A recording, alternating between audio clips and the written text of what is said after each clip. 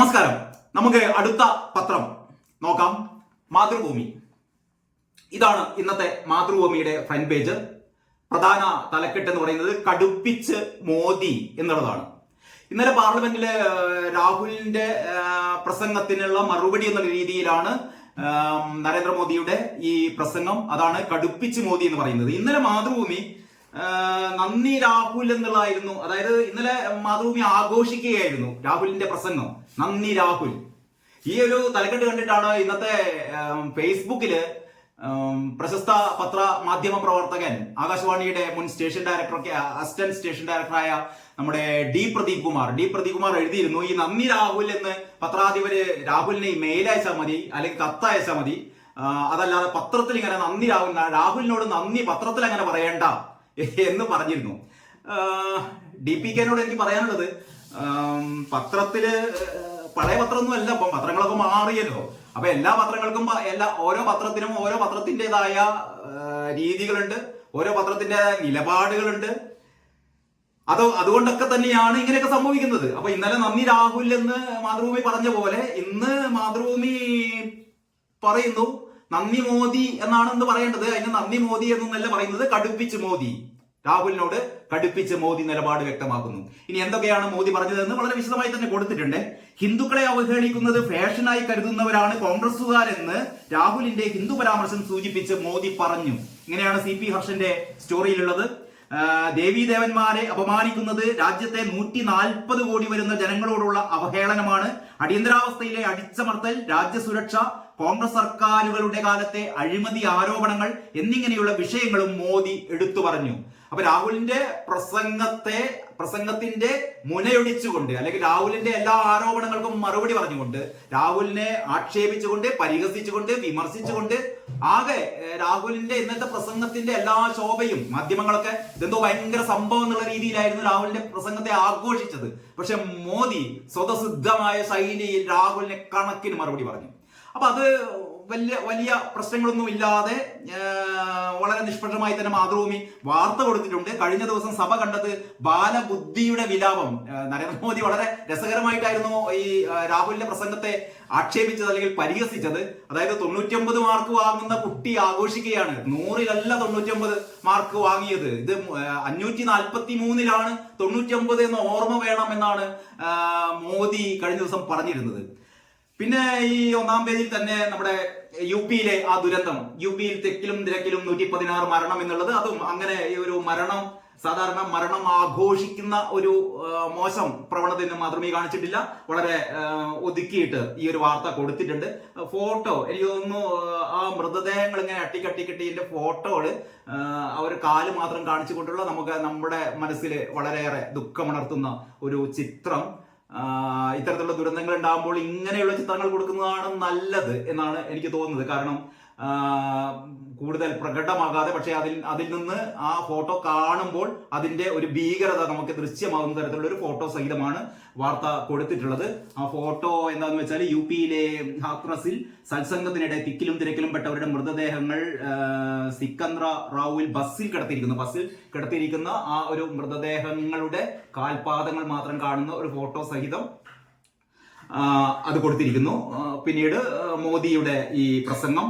അത് കഴിഞ്ഞിട്ട് പിന്നെ ഉള്ളത് കുർബാന തർക്കത്തിൽ സമവായം എന്നുള്ളൊരു വാർത്തയാണ്. പിന്നെ നമ്മുടെ കൊലപാതകം, ഊമക്കത്ത് 15 കൊല്ലം മുമ്പ് ഒരു കൊലപാതകം, ഊമക്കത്ത് 15 കൊല്ലം മുമ്പ് ഒരു കൊലപാതകം എന്നുള്ള ടൈറ്റിലാണ് കൊടുത്തത്. പക്ഷേ ഈ വാർത്ത വേണ്ട രീതിയിലല്ല മാതൃഭൂമി അവതരിപ്പിച്ചത്. വാർത്ത വായിച്ചു കഴിഞ്ഞാൽ അതിന്റെ ഡീറ്റെയിൽസ് നമുക്ക് കിട്ടിയില്ല. അത് ഇൻഫോഗ്രാഫിക്സ് ഒക്കെ സഹിതമൊക്കെയാണ് കൊടുത്തത്. പക്ഷെ വാർത്ത വായിച്ചു കഴിഞ്ഞ് വാർത്തയുടെ മൊത്തം കാര്യങ്ങൾ മനസ്സിലാക്കണമെങ്കിൽ നമ്മൾ വേറെ പത്രങ്ങൾ കൂടി വായിക്കേണ്ടി വരും. അപ്പോൾ വാർത്ത അവതരിപ്പിക്കുന്ന കാര്യത്തിൽ, അല്ലെങ്കിൽ വാർത്ത പറയുന്ന കാര്യത്തിൽ മാതൃഭൂമിയുടെ ഒരു അശ്രദ്ധ ഈ ഒരു വാർത്തയുടെ കാര്യത്തിലുണ്ട്. കാരണം ഒരു പൊട്ട വാർത്തയാണ് ഇത് എന്ന് പറയേണ്ടി വരും. പിന്നീട് ഇതിന്റെ ബാക്ക് പേജിൽ ഈശ്വര പ്രാർത്ഥനയിൽ ചൊടിച്ച മുഖ്യമന്ത്രി. ഇതാണെന്ന് കൗതുകകരമായ ഒരു വാർത്ത എന്ന് എനിക്ക് തോന്നുന്നത്. നമ്മളെ തെറ്റുതിരുത്തൽ യത്നം നടന്നുകൊണ്ടിരിക്കുകയാണല്ലോ. അപ്പം മുഖ്യമന്ത്രിയും തെറ്റുതിരുത്താൻ തുടങ്ങി. ഈശ്വര പ്രാർത്ഥനയിൽ ചൊടിച്ച് മുഖ്യമന്ത്രി. സർക്കാർ ചടങ്ങുകൾ മതനിരപേക്ഷമാകണം പിണറായി. ഈ പിണറായിയുടെ അസഹിഷ്ണുത നമ്മൾ ഒരുപാട് പ്രാവശ്യം കണ്ടതാണ്. ഏറ്റവും അവസാനമാണ് ഒരു അവതാരകയോട് എന്താ പറയാ, ഒരു പ്രസംഗം കാഴ്ചവെച്ചിട്ട് നന്ദി പ്രസംഗത്തിന്, അല്ലെങ്കിൽ ഇത്രയും മനോഹരമായ പ്രസംഗം കാഴ്ചവെച്ചതിന് നന്ദി എന്ന് സാധാരണ അവതാരകമാരൊക്കെ അല്ലെങ്കിൽ അവതാരകരൊക്കെ ഒരു പ്രസംഗം കഴിഞ്ഞു പോകുന്ന ആൾക്കാരോട് സാധാരണ പറയുന്നതാണ്. അങ്ങനെയുള്ള ഒരു വാക്ക് മുഖ്യമന്ത്രിയോട് കഴിഞ്ഞ പ്രാവശ്യം അവതാരക പറഞ്ഞപ്പോഴാണ് അമ്മാതിരി കമന്റ് ഒന്നും വേണ്ട കേട്ടോ എന്ന് ഈ പറയുന്ന പിണറായി വിജയൻ പറഞ്ഞത് ധാർഷ്ട്യത്തോടെ. ഈ ധാർഷ്ട്യം എന്ന് അവസാനിക്കുന്നോ അന്ന് പിണറായി നന്നാവും. ഇത് തെറ്റിതിരുത്തൽ എന്ന് പറയുന്നത് ആദ്യത്തെ ദിവസം എസ് എഫ് ഐക്കാരുടെ തെറ്റിതിരുത്തൽ ഞാൻ നേരത്തെ മറ്റു പത്രങ്ങൾ അവലോകനം ചെയ്ത് പറഞ്ഞിരുന്നു. എസ് എഫ് ഐക്കാർ നടത്തിക്കൊണ്ടിരിക്കുന്ന തെറ്റിതിരുത്തൽ ഈ പറയുന്ന പ്രിൻസിപ്പാളിന്റെ മുഖത്തടിച്ച് പ്രിൻസിപ്പാളിന്റെ നെഞ്ചത്തിട്ട് കത്തിക്കുന്നു പറയുന്നു. അങ്ങനെ എസ് എഫ് ഐക്കാര് തെറ്റിതിരുത്തൽ നടത്തിക്കൊണ്ടിരിക്കുകയാണ്. അവരോട് മത്സരിച്ചുകൊണ്ട് മുഖ്യമന്ത്രിയും തെറ്റിതിരുത്തുകയാണ്. ഈശ്വര പ്രാർത്ഥനയിൽ ചൊടിച്ച് മുഖ്യമന്ത്രി. സാധാരണ ചടങ്ങുകളിലൊക്കെ ഈശ്വര പ്രാർത്ഥനകൾ നടത്താറുണ്ട്. ഈശ്വര പ്രാർത്ഥനകൾ ഒരു പ്രത്യേക ദൈവത്തെ അല്ലെങ്കിൽ ഒരു പ്രത്യേക മതവിഭാഗത്തിന്റെ ദൈവത്തെ മാത്രം വിളിച്ചുകൊണ്ടുള്ള ഈശ്വര പ്രാർത്ഥനകളല്ല സ്വാഭാവികമായും ഇത്തരം ചടങ്ങുകളൊക്കെ നടത്താറുള്ളത്. പ്രത്യേകിച്ചും ദൈവദശകമൊക്കെ മിക്കവാറും പ്രാർത്ഥനകളിൽ ചൊല്ലാറുണ്ട്. ദൈവദശകം ഒന്നും ഒരു പ്രത്യേക മതവിഭാഗത്തിൻ്റെത് എന്ന് നമുക്ക് പറയാൻ പറ്റില്ല. ആ രീതിയിലുള്ള പ്രാർത്ഥന ആയിരിക്കാം ചൊല്ലിയത്, എന്താണെന്ന് അറിയില്ല. ഏത് പ്രാർത്ഥനയാണ് അവിടെ ചൊല്ലിയെന്ന് അറിയില്ല. ഏതായാലും ഈശ്വര പ്രാർത്ഥന കേട്ടപ്പോൾ മുഖ്യമന്ത്രി ആകെ കലിപ്പിലായി. അത് പറയുന്നത് എന്താണെന്ന് വെച്ചാൽ, സർക്കാർ ചടങ്ങുകൾ മതനിരപേക്ഷമാകണമെന്ന് മുഖ്യമന്ത്രി പിണറായി വിജയൻ. ചടങ്ങുകൾ ഒരു പ്രത്യേക രീതിയിൽ സംഘടിപ്പിക്കാൻ പാടില്ല. മതനിരപേക്ഷതയിൽ വിശ്വാസികളും അവിശ്വാസികളും ഉണ്ടെന്നും മുഖ്യമന്ത്രി പറഞ്ഞു. 2023 സിവിൽ സർവീസ് പരീക്ഷയിൽ വിജയിച്ചവരെ ആദരിക്കാൻ Kerala state civil service academy സംഘടിപ്പിച്ച ചടങ്ങിലാണ് മുഖ്യമന്ത്രിയുടെ വിമർശനം. പരിപാടി ആരംഭിക്കുന്നതിന് മുന്നോടിയായി ഈശ്വര പ്രാർത്ഥനയ്ക്കായി എല്ലാവരും എഴുന്നേറ്റ് നിൽക്കാൻ വേദിയിൽ നിന്ന് നിർദ്ദേശമുണ്ടായി. അതാണ് മുഖ്യമന്ത്രിയെ ചൊടിപ്പിച്ചത്. കാരണം ഈ ഈശ്വര പ്രാർത്ഥന ഒരു ഹിന്ദു മതവുമായി ബന്ധപ്പെട്ട കാര്യങ്ങളോടൊക്കെ സഖാക്കൾ ഉണ്ടാക്കുന്ന ഇത്തരത്തിലുള്ള ഒരു മനോഭാവം ഉണ്ടല്ലോ. യഥാർത്ഥത്തിൽ എന്തുകൊണ്ട് വോട്ട് ചോർന്നു എന്നുള്ളതിനുള്ള ഉത്തരം ഇതൊക്കെ തന്നെയാണ്. കഴിഞ്ഞ പ്രാവശ്യം നമുക്കൊക്കെ അറിയാം, ഷംസീറിന്റെ ഒരു ഗണപതി മിത്താണ് എന്ന് ഷംസീർ പറഞ്ഞപ്പോഴുണ്ടായ കൊല്ലാപ്പുകൾ ഷംസീർ ഇതുവരെ തിരുത്തിയിട്ടില്ല, പാർട്ടി തിരുത്തിയിട്ടില്ല, ഗോവിന്ദ മാഷ് തിരുത്തിയിട്ടില്ല. നേരെ മറിച്ച് അനിൽകുമാർ ഇതേപോലെ തന്നെ മലപ്പുറത്തെ പെൺകുട്ടികൾ, വിദ്യാഭ്യാസം നേടിയ പെൺകുട്ടികൾ തട്ടം ഉപേക്ഷിക്കുന്നു എന്നോ മറ്റോ പറഞ്ഞു പോയപ്പോൾ അത് മണിക്കൂറുകൾക്കകം അനിൽകുമാർ അത് തിരുത്താതെ വയ്യായിരുന്നു. അതേപോലെ നമ്മുടെ സജി ചെറിയാൻ ബിഷപ്പുമാരെ പറ്റി രോമാഞ്ചമെന്നും വീനുകുടി എന്നൊക്കെ പറഞ്ഞു കഴിഞ്ഞപ്പോൾ അതും സജി ചെറിയാൻ തിരുത്തി. അപ്പൊ ക്രിസ്തു മതത്തിലെ എന്തെങ്കിലും ആചാരങ്ങളെ കുറിച്ച് പറഞ്ഞാൽ അത് ഉടനെ തന്നെ തിരുത്തും. മുസ്ലിം മതത്തെ കുറിച്ച് പറഞ്ഞാൽ അത് ഉടനെ തിരുത്തും. ഹിന്ദു മതം നേരത്തെ വെള്ളാപ്പള്ളി പറഞ്ഞ പോലെ, അല്ലെങ്കിൽ നമ്മുടെ RSSന്റെ നേതാക്കൾ പറയുന്ന പോലെ, അല്ലെങ്കിൽ കെ സുരേന്ദ്രൻ പറയുന്ന പോലെ, ആർക്കും ഈ ഒരു വഴിയോരത്തിട്ട ചെണ്ട പോലെ ആർക്കും പൊട്ടാവുന്ന ഒരു മതമാണ് ഹിന്ദു മതം എന്ന് പറയുന്ന ഒരു ധാരണ ഇവിടെ സൃഷ്ടിച്ചത് ഇവിടുത്തെ സഖാക്കളാണ്. ഇതുകൊണ്ടൊക്കെ തന്നെയാണ് ഈ ഹൈന്ദവ വോട്ടുകൾ, CPMന് കിട്ടേണ്ടതായ ഹൈന്ദവ വോട്ടുകൾ മറ്റു പാർട്ടികൾ, പ്രത്യേകിച്ച് BJPയിലേക്കൊക്കെ വഴിമാറുന്നതിന്റെ പ്രധാന കാരണം എന്ന് പറയുന്നത് ഇത് തന്നെയാണ്. മുഖ്യമന്ത്രി വീണ്ടും പഠിച്ചിട്ടില്ല. തെറ്റിതിരുത്തൽ എന്ന് പറയുന്നത് ഒന്നും സംഭവിക്കില്ല എന്നുള്ളതിന്റെ പ്രകടമായ ഉദാഹരണമാണ് ഇത്. ഈശ്വര പ്രാർത്ഥനയൊന്നും മുഖ്യമന്ത്രി എഴുന്നേറ്റ് നിന്നാൽ ഇവിടെ എന്താ ആകാശം ഇടിഞ്ഞു വീഴും. അതിനു പകരം മുഖ്യമന്ത്രി ഈ ഈശ്വര പ്രാർത്ഥനയെ നിഷേധിക്കുന്നു, അത് ശരിയല്ല എന്ന് പറയുന്നു. അപ്പൊ അടുത്ത തെരഞ്ഞെടുപ്പിൽ കുറെ കൂടി വോട്ട് നഷ്ടപ്പെടും. ഇത് തന്നെയാണ് സംഭവിക്കുന്നത്. ഗോവിന്ദ മാഷ് ശ്രദ്ധിച്ച കൊള്ളാം. എവിടെ ശ്രദ്ധിക്കാനാണ്, ഗോവിന്ദ മാഷ് ഇതിന്റെ അപ്പുറം പറയും. അപ്പൊ അത് നമുക്ക് വിടാം. പിന്നെ മാതൃഭൂമിയുടെ 1-ാം പേജ് കഴിഞ്ഞാൽ 1-ാം പേജിൽ തന്നെ മറ്റൊരു പ്രധാന വാർത്ത, ത്രിപുരയും ബംഗാളും പാഠമാകണം കാരാട്ട്. പ്രകാശ് കാരാട്ടിന്റെ പ്രസംഗമാണ്. ത്രിപുരയും ബംഗാളും പാഠമാകണം. ഇത് നമ്മള് എന്താ പറയാ, മാസങ്ങളായി വർഷങ്ങളായി പറഞ്ഞുകൊണ്ടിരിക്കുന്ന കാര്യമാണ്. പ്രകാശ് കാരാട്ടിന് ഇപ്പോ പറയണമെന്ന് തോന്നിയത്. അതെങ്ങനെയാണെന്ന് വെച്ചാൽ കണ്ണൂരിലെ വാർത്തയാണ്. ത്രിപുരയും ബംഗാളും പാഠമാകണമെന്നും കേരളത്തിലെ BJPയുടെ വളർച്ച ഗൗരവമായി കാണണമെന്നും CPM പോളിറ്റ് ബ്യൂറോ അംഗം പ്രകാശ് കാരാട്ട് CPMന്റെ വടക്കൻ മേഖല റിപ്പോർട്ടിംഗിൽ സംസാരിക്കുകയായിരുന്നു അദ്ദേഹം. ചരിത്രത്തിൽ ആദ്യമായി തുടർഭരണം നേടിയ സർക്കാരിന്റെ പ്രവർത്തനങ്ങൾ ജനങ്ങളുടെ പ്രതീക്ഷയ്ക്ക് ഉയർന്നില്ലെന്നും വിമർശനമുണ്ടായി. സംസ്ഥാന പ്രവർത്തന റിപ്പോർട്ടിന്റെ ഭാഗമായി സെക്രട്ടറി MV ഗോവിന്ദൻ ഭരണം മെച്ചപ്പെടുത്തേണ്ടതിന്റെ ആവശ്യകത ഊന്നി പറഞ്ഞു. പെൻഷൻ മുടങ്ങിയത് വലിയ തിരിച്ചടിയായി. നേതൃത്വം ജനങ്ങളിൽ നിന്ന് അകന്നു. പാർട്ടി തെറ്റുതിരുത്തുമെന്ന് ജനങ്ങൾക്ക് ബോധ്യപ്പെടണം. ഇങ്ങനെയൊക്കെയാണെങ്കിൽ SFIക്കാരുടെ ഈ പറയുന്ന പ്രിൻസിപ്പളിന്റെ ചെകിട്ടത്തടി, കാല് രണ്ടും വെട്ടെന്ന് പറയല്, നെഞ്ചത്ത് അടുപ്പ് കൂട്ടല്, ഈ പിണറായി വിജയന്റെ ഈ ഈശ്വര പ്രാർത്ഥനയോടുള്ള ഈ എന്താ പറയാ അതിനോടുള്ള കലിപ്പ്, ഇത്തരം കാര്യങ്ങളൊക്കെ നിങ്ങളുടെ അടിത്തറ വിപുലമാക്കും എന്ന് തന്നെയാണ് പറയാനുള്ളത്. അപ്പം ശരിയാവില്ല എന്ന് പറഞ്ഞാൽ തെറ്റുതിരുത്തൽ എന്ന് പറയുന്ന പ്രഹസനമാണ് എന്ന് കഴിഞ്ഞ 2-3 ദിവസം കൊണ്ട് തെളിയുകയാണ്. ഇനി മാതൃഭൂമിയുടെ ഉള്ളിലെ പേജിലേക്ക് പോയാൽ യെസ്, ഉള്ളിലെ പേജില് നമ്മുടെ പ്രിൻസിപ്പൽ കൊയിലാണ്ടിയിലെ ഈ മുഖത്തടിയേറ്റ പ്രിൻസിപ്പൽ ഉണ്ടല്ലോ, പ്രിൻസിപ്പലിന് പോലും രക്ഷയില്ലെങ്കിൽ കുട്ടികൾ എങ്ങനെ പഠിക്കും? അതാണ് തലക്കെട്ട്. SFI പ്രവർത്തകരുടെ ആക്രമണത്തിൽ പരിക്കേറ്റ Koyilandy Gurudeva college principal doctor Sunil ഭാസ്കറുമായി മാതൃഭൂമി പ്രതിനിധി KK അജിത് കുമാർ നടത്തിയ അഭിമുഖമാണ്. മാതൃഭൂമി മാത്രമേ ഇങ്ങനെ ഒരു അഭിമുഖം നടത്തിയിട്ടുള്ളൂ. ഈ പ്രിൻസിപ്പൽ എന്താണ് പറയാനുള്ളത്? വളരെ വിശദമായി തന്നെ പ്രിൻസിപ്പൽ കാര്യങ്ങൾ വിശദീകരിക്കുന്നുണ്ട്. പ്രിൻസിപ്പലിന് പോലും സുരക്ഷയില്ലാത്തിടത്ത് കുട്ടികൾ എങ്ങനെ പഠിക്കും? SFI പ്രവർത്തകരുടെ മർദ്ദനമേറ്റ Koyilandy Gurudeva college principal doctor Sunil ഭാസ്കറിന്റേതാണ് ഈ ചോദ്യം. ഇത് കേരളീയ മനസാക്ഷിയുടെ മുമ്പിലേക്ക് ഇട്ടുകൊടുക്കുന്ന ഒരു ചോദ്യമാണ് കേട്ടോ. സഖാക്കളുടെ മുഖത്തേക്ക് അല്ലെങ്കിൽ സഖാക്കളുടെ നെഞ്ചത്തേക്ക് എന്താ പറയാ, ഈ പറയുന്ന പ്രിൻസിപ്പൽ ഇട്ടുകൊടുക്കുന്ന ചോദ്യമാണ്. സുനിൽ ഭാസ്കറിന്റേതാണ് ചോദ്യം. ഇത്തരം കേസുകളിൽ കുറ്റവാളികൾ ഒരിക്കലും ശിക്ഷിക്കപ്പെടുന്നില്ല. സുനിൽ ഭാസ്കർ പറയുന്നു, ഇത്തരം കേസുകളിൽ കുറ്റവാളികൾ ഒരിക്കലും ശിക്ഷിക്കപ്പെടുന്നില്ല. പേരിനൊരു കേസ് എടുക്കും, പിന്നാലെ ഒത്തുതീർപ്പുണ്ടാകും. അക്രമികൾക്ക് ഒരിക്കലും ശിക്ഷ ലഭിക്കില്ലെന്ന ഉറപ്പാണ് ഇത്തരം സംഭവങ്ങൾ ആവർത്തിക്കാൻ കാരണമെന്നും അദ്ദേഹം പറഞ്ഞു. അപ്പൊ സുനിൽ ഭാസ്കർ വളരെ വ്യക്തമായി പറയുന്നു, ഇത്തരം കാര്യങ്ങൾ അരങ്ങേറാൻ കാരണം ഇവിടെ എന്ത് ചെയ്താലും, ഞാൻ നേരത്തെ പറഞ്ഞല്ലോ, കഴിഞ്ഞ വർഷങ്ങളായി സംഭവിച്ചുകൊണ്ടിരുന്ന SFIക്കാരുടെ ഈ പറയുന്ന തോന്നിവാസങ്ങൾ, ഇതിനൊന്നും ഒരു തരത്തിലുള്ള പോലീസ് നടപടി ഉണ്ടാവുന്നില്ല. അപ്പം പിന്നെ സഖാക്കൾക്ക് പ്രിൻസിപ്പളിന്റെ മുഖത്തടിക്കാൻ തോന്നും, പ്രിൻസിപ്പളിന്റെ കാല് വെട്ടാൻ തോന്നും, പ്രിൻസിപ്പളിന്റെ നെഞ്ചത്ത് അടുപ്പ് കൂട്ടാൻ തോന്നും. ഇതൊക്കെയാണ് വളരെ വിശദമായി ഈ ഇന്റർവ്യൂവിൽ പറയുന്നത്. ഇതില് പറയുന്ന ഒരു കാര്യമുണ്ട്, താങ്കളുടെ അടിയേറ്റ് SFI കൊയിലാണ്ടി ഏരിയ പ്രസിഡന്റിന്റെ കർണകുടം തകർന്നു എന്നാണല്ലോ കേൾക്കുന്നത് എന്ന് ചോദിക്കുമ്പോൾ പ്രിൻസിപ്പളിന്റെ മറുപടിയാണ്, മലയാളികൾക്ക് ആർക്കെങ്കിലും വിശ്വസിക്കാനാവുന്ന കാര്യമാണോ അത്? SFIയുടെ ഏരിയ നേതാവിനെ അടിച്ചിട്ട് എനിക്ക് കൊയിലാണ്ടിയിൽ നിൽക്കാനാവുമോ? ഈ പ്രിൻസിപ്പൾ ചോദിക്കുകയാണ്, ഈ SFIയുടെ ഈ കൊയിലാണ്ടി ഏരിയ നേതാവിനെ അടിച്ചാൽ എനിക്ക് കൊയിലാണ്ടിയിൽ പിന്നെ ജീവിക്കാൻ പറ്റുമോ എന്ന് നിസ്സഹായനായി പ്രിൻസിപ്പൽ ചോദിക്കുകയാണ്. എന്നിട്ട് പറയാണ്, കോളേജിൽ 30 പേരാണുള്ളത്, അതിൽ 27 പേരും വനിതകളാണ്. യുവാക്കളുടെ ഒരു സംഘത്തെ ഞങ്ങൾ ആക്രമിച്ചു എന്ന് പറഞ്ഞാൽ ആര് വിശ്വസിക്കും? പിന്നെ ഈ സംഭവത്തിൽ എനിക്ക് തോന്നുന്ന ഏറ്റവും പ്രധാനപ്പെട്ട കാര്യം എന്ന് പറയുന്നത്, ഈ അക്രമം നടന്നത് ഗുരുദേവ കോളേജിലാണ്. കൊയിലാണ്ടിയിലെ SNDPയുടെ നേതൃത്വത്തിലുള്ള SNDP നടത്തുന്ന കോളേജിലാണ് ഈ സംഭവം നടന്നത്.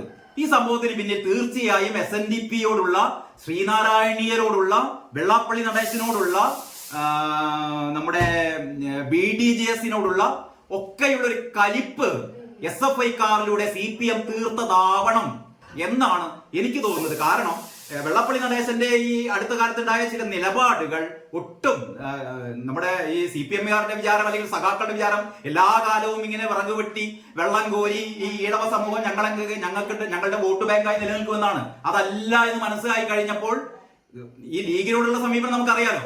ലീഗിന് വേണ്ടിയിട്ട് ഈ അറക്കൽ BVക്ക് അറസമ്മതം എന്ന് പറഞ്ഞ പോലെ ലീഗിനെ കൂടെ കൂട്ടാൻ വേണ്ടിയിട്ട് എന്തൊക്കെ വലവീശലായിരുന്നു ഇവിടെ ഗോവിന്ദ മാഷും ഈ പിണറായി വിജയനും മറ്റ് മന്ത്രിമാരൊക്കെ നടത്തിക്കൊണ്ടിരുന്നത്. അവസാനം ലീഗിനെ കിട്ടില്ലാതായപ്പോൾ ലീഗിനെതിരെ ഭയങ്കര വിമർശനമായി. അവസാനം ലീഗ് എന്ന് പറഞ്ഞു, മുഖം നന്നാവാത്തതിന് വെറുതെ കണ്ണാടി കുത്തിപ്പൊട്ടിക്കേണ്ട കാര്യമില്ല എന്ന് ലീഗിലെ നേതാക്കന്മാരൊക്കെ പറഞ്ഞു. അപ്പോഴാണ് ഇപ്പൊ ഒരു മിണ്ടാട്ടം നിലച്ചത്. അപ്പൊ അതേപോലെ ഈ SNDPയെ അല്ലെങ്കിൽ വെള്ളാപ്പള്ളി നടേശനെ അല്ലെങ്കിൽ ഈഴവ സമൂഹത്തിനെതിരായ അവരുടെ ഒരു കലിപ്പ് തീർക്കൽ കൂടിയായിട്ട് വേണം നമുക്ക് ഈ പ്രിൻസിപ്പാലിന്റെ മുഖത്തടി എന്ന് കണക്കാക്കാൻ എന്ന് തോന്നുന്നു. ഇതിന് വിരുദ്ധ അഭിപ്രായമുള്ളവരുണ്ടാവും. ഞാൻ എന്റേതായ ഒരു നിലപാടാണ് പറഞ്ഞത്. പിന്നെ വ്യക്തിപരമായ വിമർശനം ഉണ്ടായില്ല CPM ജില്ലാ സെക്രട്ടേറിയറ്റ്. ഇത് ഞാൻ കഴിഞ്ഞ വീഡിയോയിൽ തന്നെ പറഞ്ഞു. കാരണം CPM തിരുവനന്തപുരം ജില്ലാ കമ്മിറ്റി യോഗത്തിൽ ആർക്കെതിരെയും വ്യക്തിപരമായ വിമർശനം ഉണ്ടായിട്ടില്ലെന്ന് ജില്ലാ സെക്രട്ടേറിയറ്റ് പത്രക്കുറിപ്പിൽ അറിയിച്ചു. CPM ജില്ലാ സെക്രട്ടേറിയറ്റ് പത്രക്കുറിപ്പിൽ അറിയിച്ചതാണ്. നിങ്ങൾ കേട്ടതൊന്നും വിശ്വസിക്കേണ്ട. ഇവിടെ ഷംസീറിനെതിരെ ഒരു ആരോപണം ഉണ്ടായിട്ടില്ല, നമ്മുടെ റിയാസിനെതിരെ ആരോപണം ഉണ്ടായിട്ടില്ല, ആര്യ രാജേന്ദ്രനെതിരെ ആരോപണം ഉണ്ടായിട്ടില്ല. ഒക്കെ കെട്ടുകഥകളാണ് എന്ന് ജില്ലാ സെക്രട്ടേറിയറ്റ് ഒരു പ്രസ്താവന ഇറക്കിയിരിക്കുന്നു. ഇതൊക്കെയാണ് നമ്മുടെ സഖാക്കന്മാരുടെ തെറ്റുതിരുത്തലിന്റെ ഭാഗമായി എന്ന് പറഞ്ഞാൽ ആരൊന്നും വിശ്വസിക്കരുത്, ഇതൊക്കെ വ്യാജ വാർത്തകളാണ് എന്നൊക്കെയാണ് അവർ പറയുന്നത്. ഇനി എഡിറ്റോറിയൽ പേജിൽ കടന്നാൽ മാതൃഭൂമിയുടെ എഡിറ്റോറിയൽ, കലാലയങ്ങൾ അക്രമികളുടെ വിളനിലമാകരുത് എന്നാ ഇതിനെ കുറിച്ച് മാതൃഭൂമി എഡിറ്റോറിയൽ എഴുതാൻ തോന്നിയ മാതൃഭൂമിക്ക് അഭിനന്ദനങ്ങൾ. കലാലയങ്ങൾ അക്രമികളുടെ വിളനിലമാകരുത് എന്നാണ് എഴുതിയത്. അതൊന്നും ആവശ്യമില്ല, ഞങ്ങൾ തന്നെ വിധികർത്താക്കൾ, വിധിയും ഞങ്ങൾ നടപ്പാക്കും എന്ന മുഷ്ക് തുടരുന്നതാണ് കണ്ടുവരുന്നത്. അതായത് കാസർഗോഡ് ഗവൺമെന്റ് കോളേജ് എന്നിവിടങ്ങളിലൊക്കെ പ്രിൻസിപ്പൽമാർക്ക് നേരെയുണ്ടായ അതിക്രമങ്ങളുടെ വാർത്തകൾ ആളുകൾ മറന്നിട്ടില്ല. അധ്യാപകരെ കുറിച്ച് പരാതികൾ ഉണ്ടെങ്കിൽ അത് ഉന്നയിക്കാനും പരിഹരിക്കാനുമുള്ള വേദികളും നിയമ സംവിധാനങ്ങളും ഉണ്ടെങ്കിലും നമ്മുടെ SFI സഖാക്കൾ ചെയ്യുന്നത് അതൊന്നും ആവശ്യമില്ല. ഞങ്ങൾക്ക് അങ്ങനെ നിയമത്തിന്റെ പിന്നാലെ ഒന്നും പോകണ്ട. ഞങ്ങൾക്ക് കോടതിയുണ്ട്, ഞങ്ങൾക്ക് ഗുണ്ടാപ്പടയുണ്ട്, ഞങ്ങൾക്ക് കൊട്ടേഷൻ ടീമുണ്ട്, ഞങ്ങൾക്ക് കൊലപാതക ടീമുണ്ട്. ആ രീതിയിലാണ് പ്രവർത്തനം. അതൊന്നും ആവശ്യമില്ല. ഞങ്ങൾ തന്നെ വിധികർത്താക്കൾ, വിധിയും ഞങ്ങൾ നടപ്പാക്കും എന്ന മുഷ്ക് തുടരുന്നതാണ് കണ്ടുവരുന്നത്. അപ്പൊ ഇതിനെതിരായ ശക്തമായൊരു എഡിറ്റോറിയലാണ് മാതൃഭൂമി കൊടുത്തിരിക്കുന്നത്. പിന്നെ തുടക്കത്തിൽ വേണ്ടത് സംവാദത്തിന്റെ സഹായമേശ എന്ന് പറഞ്ഞിട്ട് നമ്മുടെ എം ഷിനാസ് നമ്മുടെ അന്തി ചർച്ചകളിലൊക്കെ ഒരു നിറസാന്നിധ്യമാണ്. ഷിനാസ് മടപ്പള്ളി ഗവൺമെന്റ് കോളേജിലെ ചരിത്ര വിഭാഗം മേധാവിയാണ്. അദ്ദേഹത്തിന്റെ ലേഖനം വേണ്ടത് സംവാദത്തിന്റെ സഹായമേശ എന്ന് പറഞ്ഞാൽ സംവാദാത്മക സംസ്കാരത്തിന്റെ സ്ഥാനത്ത് നമ്മുടെ ക്യാമ്പസുകളിൽ നങ്കൂരമിട്ടിരിക്കുന്നത് അതീശ അധികാരത്തിന്റെയും കയ്യൂക്കിന്റെയും സംസ്കാരമാണ്. ഒരു ഇടതുപക്ഷ സഹയാത്രികനാണ് ഷിനാസ് പോലും തുറന്നു പറയുന്നു കലാലയങ്ങളിൽ SFI കാട്ടിക്കൂട്ടിയ തോന്നിയാസങ്ങൾക്കെതിരെയാണ് ഷിനാസ് പറയുന്നത് എന്ന് പറഞ്ഞാൽ ബോധവും വിവരമുള്ളവരൊക്കെ SFIയെ ആക്ഷേപിക്കുന്നുണ്ട്. പക്ഷേ SFIയും ദേശാഭിമാനിയും ഒക്കെ പറയുന്നത് ഞങ്ങൾ അങ്ങോട്ടേക്കൊന്നും അടിച്ചിട്ടില്ല, ഞങ്ങളെ പ്രിൻസിപ്പാൾ ഇങ്ങോട്ടേക്ക് അടിച്ചതാണ് എന്നാണ് പറയുന്നത്. ഇങ്ങനെയൊക്കെയാണ് മാതൃഭൂമിയുടെ വിശേഷങ്ങൾ. നമുക്കിനി ദേശാഭിമാനിയിലേക്ക് കിടക്കാം. ഇന്നത്തെ ദേശാഭിമാനി കണ്ടില്ലെങ്കിൽ സഖാക്കന്മാർക്ക് ഉറക്കം വരില്ല. ഓക്കെ, UP തിക്കിലും തിരക്കിലും 114 മരണം മാതൃഭൂമി കൊടുത്തു. അതേപോലെ തന്നെ ഇവിടെ കൊടുത്തിട്ടുണ്ട്. അതിൽ പ്രത്യേകിച്ച് നമുക്ക് തകരാറൊന്നും പറയാനില്ല. ഉത്തർപ്രദേശിലാണ്, യോഗിയുടെ നാട്ടിലാണെന്നുള്ളത് കൊണ്ട് ഇതിന്റെ ഉത്തരവാദി യോഗിയാണ്. യോഗി രാജിവെക്കണമെന്നൊക്കെ ചിലപ്പോൾ ഇതിന്റെ ഉള്ളിൽ ഉണ്ടാവും, കാണുന്നില്ല. മുഖ്യ ആസൂത്രകൻ അറസ്റ്റ്. ഇതാണ് ദേശാഭിമാനിയുടെ ഇന്നത്തെ ഏറ്റവും പ്രധാനപ്പെട്ട വാർത്ത എന്ന് പറയുന്നത്. ഏതാണെന്ന് അറിയോ? AKG സെന്ററിൽ ബോംബാക്രമണം. അറിയാലോ, AKG സെന്ററിൽ ഒരു ബോംബാക്രമണം നടന്നിരുന്നു. ഒരു പടക്കമേറുണ്ടായിരുന്നു AKG സെന്ററിലേക്ക്. ആ പടക്കമേറിഞ്ഞ ശബ്ദം കേട്ടിട്ടും ഭൂമി ഉലുങ്ങിയിട്ടാണ് ശ്രീമതി ടീച്ചർ ഉൾപ്പെടെയുള്ള ആൾക്കാർ ഞെട്ടിപ്പോയതെന്നൊക്കെ നമുക്ക് വാർത്ത ഉണ്ടായിരുന്നു. ഏതായാലും അതിലെ മുഖ്യ ആസൂത്രകൻ അറസ്റ്റിലായി എന്നുള്ളതാണ് ഗംഭീരമായ അരപ്പേജ് അല്ലെങ്കിൽ 4 പേജിൽ അധികം കൊടുത്തിട്ടുണ്ട്. വാർത്ത അങ്ങനെ ആഘോഷിക്കുകയാണ്. മുഖ്യ ആസൂത്രകൻ അറസ്റ്റിൽ. ദേശാഭിമാനിയെ സംബന്ധിച്ചിടത്തോളം പിന്നെ വാർത്തകളുടെ പ്രാധാന്യം ഒന്നും കണക്കാക്കണ്ടല്ലോ. അവർക്ക് ഇഷ്ടപ്പെട്ട വാർത്തകൾ, അവരുടെ അനുകൂലിക്കുന്ന വാർത്തകൾ വലുതായി കൊടുക്കുക. ഇത് ആസ്വദിക്കാൻ, ആഹ്ലാദിക്കാൻ, ആഘോഷിക്കാനൊക്കെ അടിമക്കൂട്ടങ്ങൾ ഉള്ളപ്പോൾ പ്രത്യേകിച്ച് പറയേണ്ട കാര്യമൊന്നുമില്ല. ഇതിൽ പറയുന്നത് എന്താണെന്ന് വെച്ചാൽ അറസ്റ്റ് ഡൽഹി വിമാനത്താവളത്തിൽ വെച്ചിട്ടാണ് അറസ്റ്റ്.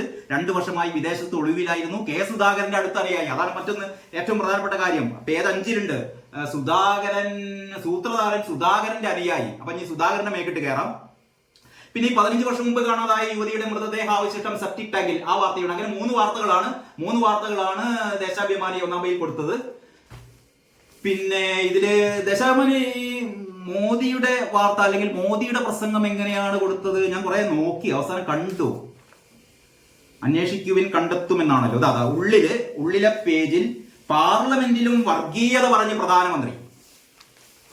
പാർലമെന്റിലും വർഗീയത പറഞ്ഞ് പ്രധാനമന്ത്രി 2 കോളത്തിൽ, ഏത് പേജിലാണപ്പം? 7-ാം പേജിൽ 2 കോളത്തിൽ പ്രധാനമന്ത്രിയുടെ പ്രസംഗം കൊടുത്തിട്ടുണ്ട്. ഹെഡിങ് നല്ല ഹെഡിങ് ആണ്. പാർലമെന്റിലും വർഗീയത പറഞ്ഞ് പ്രധാനമന്ത്രി. അപ്പം മോദി എന്ന് പറഞ്ഞാൽ വർഗീയത പറയുന്ന ആളാണ് എന്ന് പറഞ്ഞ് അത് അങ്ങനെയാണല്ലോ, ശരിയാക്കുകയാണ് ദേശാഭിമാനി. ഇതിൽ പറയുന്നത് എന്താണെന്ന് വെച്ചാൽ തിരഞ്ഞെടുപ്പ് പ്രചാരണ ഘട്ടത്തിൽ നടത്തിയ കടുത്ത വർഗീയ ധ്രുവീകരണ പരാമർശങ്ങൾ പാർലമെന്റിലും തുടർന്ന് പ്രധാനമന്ത്രി നരേന്ദ്രമോദി.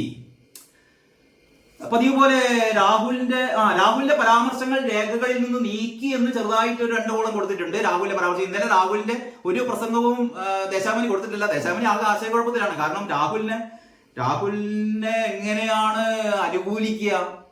ഇവിടെ കേരളത്തിൽ ദേശാഭിമാനിക്ക് ഒരു ഉത്തരേന്ത്യൻ എഡീഷൻ ഉണ്ടെങ്കിൽ അതിൽ പോയി അനുകൂലിക്കുകയായിരുന്നു, അതിൽ സ്തുതി പാടായിരുന്നു. കേരളത്തില് വിമർശിക്കുകയും ചെയ്യായിരുന്നു. ദേശാഭിമാനിയുടെ ഓരോ പ്രതിസന്ധികൾ എന്ത് ചെയ്യാൻ? ഇതൊക്കെയാണ് ദേശാഭിമാനി പറയുന്നത്. ദേശാഭിമാനി മഹാത്മ്യങ്ങൾ കഴിഞ്ഞ് നമുക്ക് മാധ്യമത്തിലേക്ക് കടക്കാം. മാധ്യമം യഥാർത്ഥത്തിൽ 116 മരണം എന്നുള്ളത് മാധ്യമം ആഘോഷിച്ചു എന്ന പദപ്രയോഗം ശരിയല്ലെങ്കിലും മാധ്യമം അതാണ് ചെയ്തത്. UP പ്രാർത്ഥനാ ചടങ്ങിനിടെ ഭോലെ ബാബയുടെ സത്സംഗത്തിനിടെയാണ് ദുരന്തം. തിക്കിലും തിരക്കിലും 116 മരണം. പിന്നെ രാഹുലിന്റെ ആ തീപ്പൊരി നീക്കി സ്പീക്കർ. രാഹുലിന്റെ പ്രസംഗത്തിലെ വിവാദപരമായ പരാമർശങ്ങൾ നീക്കിയതിനെ കുറിച്ചാണ് മാധ്യമം വേവലാതിക്കൊള്ളുന്നത്. പിന്നെ മാധ്യമത്തിന്റെ വാർത്ത സുമനസ്സുകൾക്ക് നന്ദി, ഇനി മോചനം. 1.5 കോടി റിയാൽ കൈമാറി അബ്ദുൾ റഹീമിന്റെ വധശിക്ഷ കോടതി റദ്ദാക്കി എന്ന് പറയുന്ന വാർത്തയെ 1-ാം പേജിൽ കളറിൽ കൊടുത്തിട്ടുണ്ട്. 15 വർഷം മുമ്പ് കാണാതായ യുവതിയെ കൊന്ന് കുഴിച്ചുമൂടിയെന്ന് മൊഴി. അങ്ങനെ ആ പ്രധാന വാർത്തകളൊക്കെ മാധ്യമത്തിന്റെ 1-ാം പേജിലുണ്ട്. പക്ഷെ മാധ്യമത്തിന്റെ ധർമ്മം അനുഷ്ഠിക്കുന്നത് എഡിറ്റോറിയൽ പേജിലാണ്. ആ എഡിറ്റോറിയൽ പേജിലെ സംഭവം നമുക്ക് നോക്കിയിട്ട് തിരിച്ചു വരാം. എഡിറ്റോറിയൽ പേജില് ഇതാ എഡിറ്റോറിയൽ സയനിസ്റ്റ് രാഷ്ട്രത്തിന്റെ പ്രതിസന്ധി. ഇതാണ് മാധ്യമത്തിന്റെ ഇന്നത്തെ എഡിറ്റോറിയൽ പറയുന്നത് ഫലസ്തീൻ വിമോചന പ്രതിരോധ പ്രസ്ഥാനമായ ഹമാസ് ഭീകരര് ഒന്നും അല്ല കേട്ടോ. കാരണം മാധ്യമത്തിന് അങ്ങനെ ഹമാസ് ഭീകരർ എന്ന് പറയാൻ പറ്റില്ലല്ലോ. ഹമാസിനെ വിശേഷിപ്പിക്കുന്നത് ഫലസ്തീൻ വിമോചന പ്രതിരോധ പ്രസ്ഥാനമായ ഹമാസിനെ ഉന്മൂലനം ചെയ്യാനും ഗസയെ മനുഷ്യമുക്തമാക്കാനും ലക്ഷ്യമിട്ട് ഏതാണ്ട് 9 മാസം മുമ്പ് ഇസ്രായേൽ പ്രധാനമന്ത്രി ബെന്യാമിൻ നെതന്യാഹു ആരംഭിച്ച യുദ്ധം ലോക ജനാഭിപ്രായവും ഐക്യരാഷ്ട്രസഭാ പ്രമേയങ്ങളും എല്ലാം കാറ്റിൽ പറത്തി അവിരാമമായി തുടരുമ്പോൾ സയനിസ്റ്റ് ഭരണകൂടവും സ്റ്റേറ്റും ഒരുപോലെ അഭൂതപൂർവമായ പ്രതിസന്ധിയെയാണ് നേരിടുന്നതെന്ന് മാധ്യമങ്ങളും നിരീക്ഷകരും ചൂണ്ടിക്കാണിക്കുന്നു. അങ്ങനെ ഇസ്രായേലിനെതിരായ ഒരു കടുകടുത്ത എഡിറ്റോറിയലാണ്. ഇത് വായിച്ചിട്ടെങ്കിലും നെതന്യാഹു ഗാസയിൽ നിന്ന് പിന്മാറുമെന്ന് നമുക്ക് പ്രതീക്ഷിക്കാം. പിന്നീട് കോൺഗ്രസ് സഖ്യകക്ഷി ബലത്തിൽ വളരുന്ന പരാന്നഭോജി മോദിയുടെ പ്രസംഗം ഉൾപേജില് ഏതാണ്ട് ഭംഗിയായിട്ട് മോദി പറഞ്ഞ കാര്യങ്ങള് വല്ലാണ്ട് വെള്ളം ചേർക്കാതെ തന്നെ കൊടുത്തിട്ടുണ്ട്. സഖ്യകക്ഷികളുടെ ബലത്തിൽ വളരുന്ന പരാന്നഭോജിയാണ് കോൺഗ്രസ് എന്ന് പ്രധാനമന്ത്രി നരേന്ദ്രമോദി ലോക്സഭയിൽ രാഷ്ട്രപതിയുടെ നന്ദി പ്രമേയ ചർച്ചകളുടെ മറുപടിയിലാണ് പ്രധാനമന്ത്രി പ്രതിപക്ഷ നേതാവ് രാഹുൽ ഗാന്ധിയെയും കോൺഗ്രസിനെയും കടന്നാക്രമിച്ചത് എന്ന രീതിയിൽ വാർത്ത കൊടുത്തിട്ടുണ്ട്. പിന്നെ ഈ മതം മാറ്റം തടഞ്ഞില്ലെങ്കിൽ ഭൂരിപക്ഷം ന്യൂനപക്ഷമാകുമെന്ന് പറയുന്ന അലഹബാദ് ഹൈക്കോടതി വിധിയും ചെറുതായിട്ട് മാധ്യമം കൊടുത്തിട്ടുണ്ട് കേട്ടോ. കാരണം പത്രധർമ്മം എന്നുള്ളത് എന്തായാലും ദേശാഭിമാനിയേക്കാൾ നമ്മുടെ മാധ്യമം അനുവർത്തിക്കുന്നുണ്ട് എന്ന് വേണം കരുതാൻ. ഗുരുദേവ കോളേജ് പ്രിൻസിപ്പലിന് SFI നേതാവിന്റെ ഭീഷണി എന്നുള്ള വാർത്ത അതും നന്നായി കൊടുത്തിട്ടുണ്ട്. പിന്നീട് AKG സെന്റർ ആക്രമണം 2ാം പ്രതി പിടിയിൽ എന്നുള്ളത് വളരെ ഒരു 3 കോളത്തില് മാധ്യമം കൊടുത്തിട്ടുണ്ട്. ഇതാണ് 1ാം പേജില് നമ്മുടെ ദേശാഭിമാനി സഖാക്കൾ ആഘോഷിച്ചത്. അപ്പൊ ഇങ്ങനെയാണ് നമ്മുടെ മാധ്യമത്തിന്റെ ഇന്നത്തെ വാർത്തകൾ. ഏതായാലും ഗസയിലെ ധീര വീര ശൂരരായ നമ്മുടെ വിമോചന പോരാളികൾ എന്നും പറയാൻ പാടില്ല, വിമോചന പ്രതിരോധ പ്രസ്ഥാനമായ ഹമാസിന് ഐക്യദാർഢ്യം പ്രഖ്യാപിച്ചുകൊണ്ട് നമുക്ക് നിർത്താൻ തോന്നുന്നു. ബാക്കി നമുക്ക് അടുത്ത ദിവസം ചർച്ച ചെയ്യാം. ഇങ്ങനെയൊക്കെയാണ് ഇന്നത്തെ പത്രവിശേഷങ്ങൾ. എല്ലാവർക്കും നന്ദി, നമസ്കാരം.